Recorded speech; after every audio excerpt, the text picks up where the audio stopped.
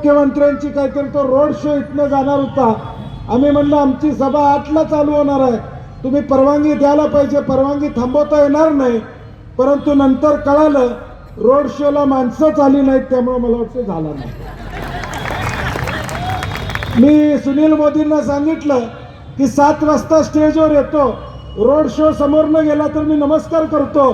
सुनील मोदी म्हणले साहेब road show झाला नाही.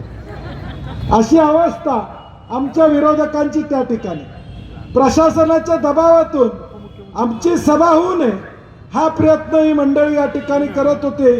रोड शोच्या नावाखाली इथं परवानगी देता येत नाही असा प्रयत्न चालला होता.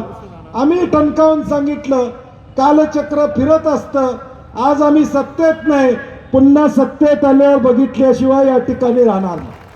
आणि म्हणून शेवटी त्यांना परवानगी रात्री मला वाटतं द्यावी लागली आणि आज ही भव्य दिव्य सभा या ठिकाणी संपन्न होते. मी म्हटलं तसं महापालिकेची निवडणूक आहे, 10 वर्षानं ही निवडणूक या ठिकाणी होते. गेल्या 10 वर्षा